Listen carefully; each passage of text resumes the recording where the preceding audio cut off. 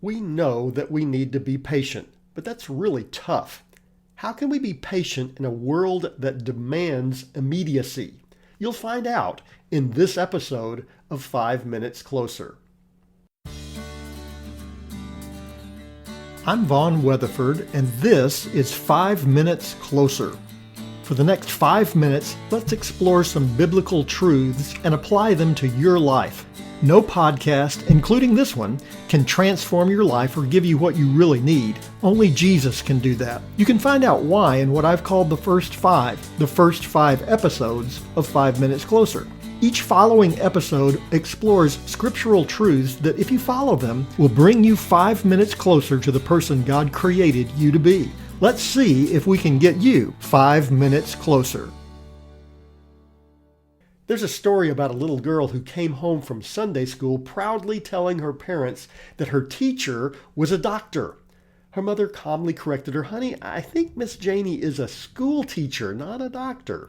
No, the little girl insisted. "I'm sure she's a doctor. I overheard her talking in the hallway, and she said to teach a class like ours, you have to have a lot of patience." You'll get that in a minute. The fact is, whether you're teaching children in Sunday school or just living life, we all have to have a lot of patience. James tells us that as believers, we have reason to be patient. We know how everything turns out. In James chapter 5, verses 7 and 8, James writes, "Be patient, therefore, brothers, until the coming of the Lord. See how the farmer waits for the precious fruit of the earth, being patient about it, until it receives the early and the late rains. You also be patient. Establish your hearts, for the coming of the Lord is at hand." The first 6 verses of chapter 5 are a warning to those who base their hope in their possessions. James 5, 1 and 2 says, "Come now, you rich, weep and howl for the miseries that are coming upon you. Your riches have rotted and your garments are moth-eaten." Verses 5 and 6 says, "You lived in the earth in luxury and in self-indulgence.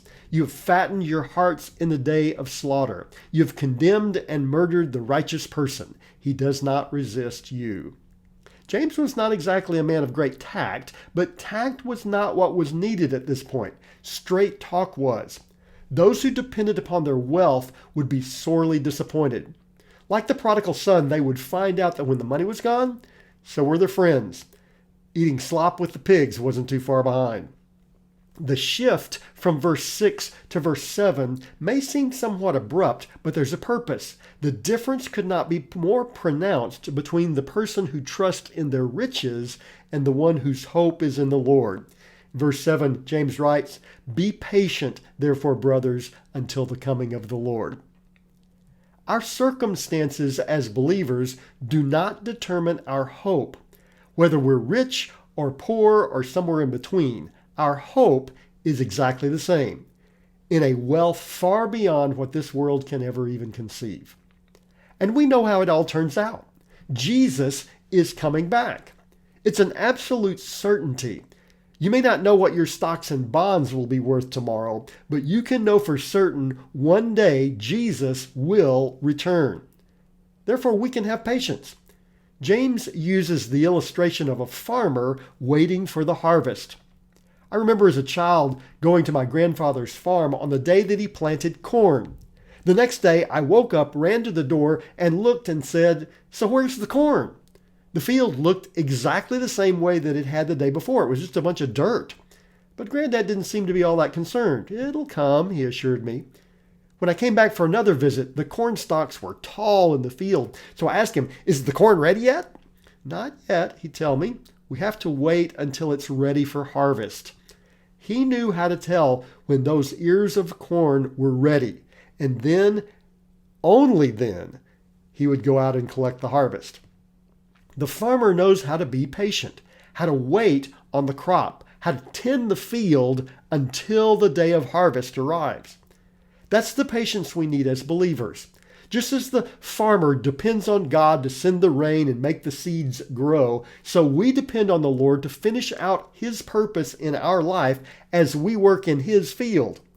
We can be patient because we know that the harvest is coming. The temptation is to try to do things according to our timetable. but that would be a great mistake. It's equivalent to trying to eat a corn stalk because we're tired of waiting for the ears of corn to appear. We can continue to serve in the Father's field because we know that the harvest is coming, and what a harvest it's going to be. Verse 8 says, "You also be patient, establish your hearts, for the coming of the Lord is at hand." We know that Jesus is coming back. When he left, he promised, "I will come again." He has not failed a single promise yet. He won't fail in that one either. You can be patient. You can be confident. You know how it all turns out. And now, you're 5 minutes closer. My prayer is that these 5 minutes have challenged you, inspired you, and caused you to consider applying God's message for your life from His Word. To find out more, visit our website at 5minutescloser.com. Join me next time to see if we can get you 5 minutes closer.